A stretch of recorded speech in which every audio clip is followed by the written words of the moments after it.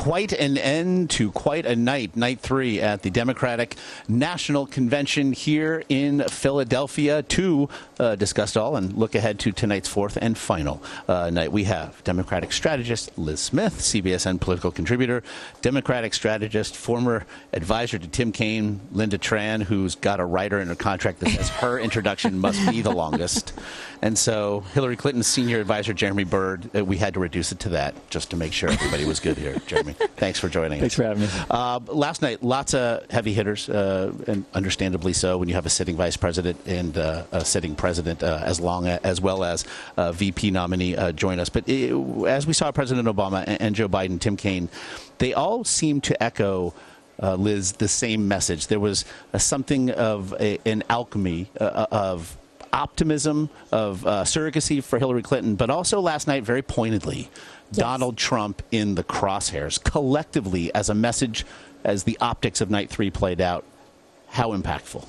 Very impactful. And, you know, and Jeremy, you will appreciate this because, you know, in 2012 on the Obama campaign, one thing that we did was we kept a wall with all the major papers in the swing states to see how everything was being covered. And I went through, you know, the papers this morning. I was Charlotte Observer, Tampa Bay Times, Denver Post. I keep rattling them off. And to a T, they all led with Democrats, President Obama, Vice President Biden, emphasize optimism, you know, the greatness of America, and how we need to unite behind Hillary Clinton.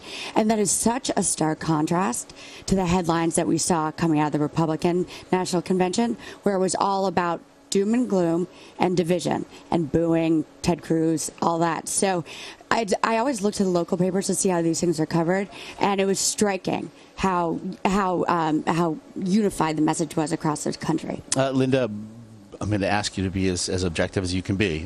With regard to Tim Kaine, someone that at least 49 of the 50 states did not know, maybe met last night for the first time, asking anyone to follow Joe Biden and lead into President Obama, it's a tough task, especially when nobody does really know who you are. So for the notes he had to hit, including as something of a folksy attack dog, how do you think he did last night? You know, absolutely true. It's really hard to follow up somebody, especially who's catering to the hometown crowd with Joe Biden and the crowd roars. And then you know that even though you don't know what the words are going to be, that Barack Obama is going to follow it with something epic. So it's hard to be in the middle. The other thing for Tim Kaine is that part of what his power is when he speaks off the cuff. He's his most natural. He's his most engaging. He's his most real. And so the environment of being in front of a teleprompter, I think, was a little stiffer than you probably would have wanted to get from him.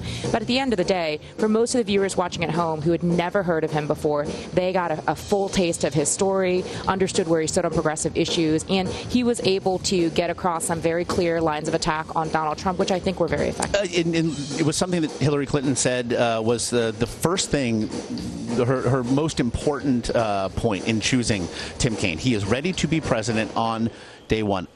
But in seeing a president speak last night and somebody else who for 8 years has been the man a heartbeat away, did we have a sense last night of a potential President Kaine? When we say somebody who's ready to be president on day one, it's not about who's behind the microphone so much as it's who understands what it actually takes to lead, especially to lead in difficult times. And what we saw last night, what we got to understand was Tim Kaine's resume. Here's a guy who was governor of the Commonwealth of Virginia during the worst recession we had seen since the 1930s. And, you know, he was able to tell that story. Really what you want, especially during a time when we know the polls show us people are concerned, even though they like President Obama. And to be clear, he was on the stage not just because he was a sitting president, but because he was a popular sitting president, because we know from past conventions that hasn't always been the case.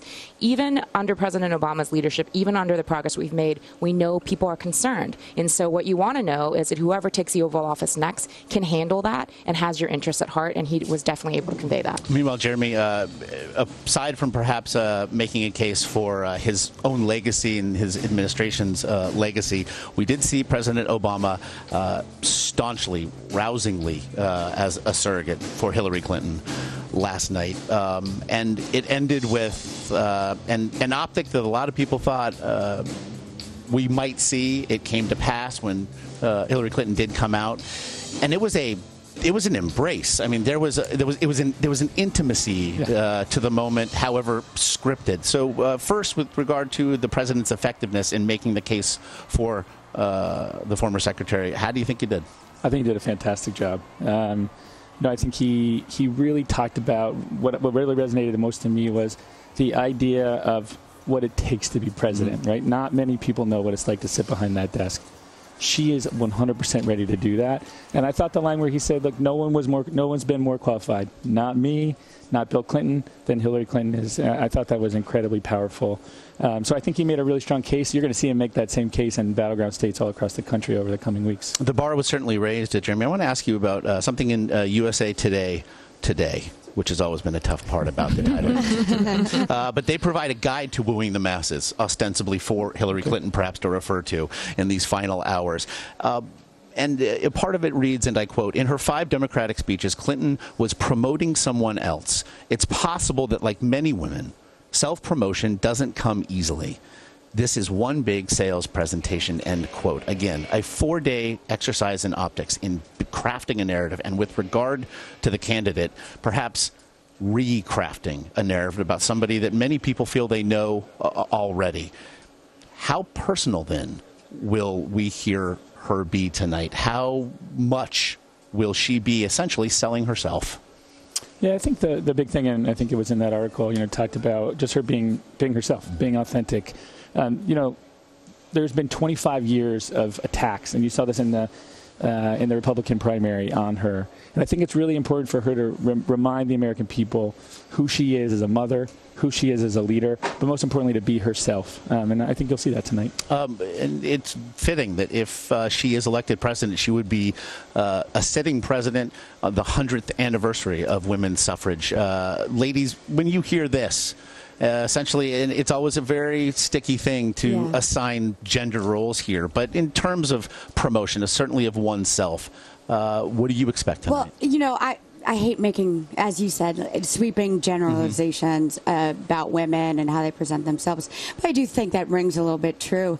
And it's a little funny in an election where she's up against Donald Trump, whose 3 favorite words are me, myself, and I. But I think that we will be able to, she has been getting more comfortable on the stump in recent weeks. And I expect her to be able to make a very fierce case for herself tonight. All right. Lynda, Liz, you're with us all day, and thankfully so. Jeremy, really appreciate the time this morning. Thanks for having me. Thanks for being here. It.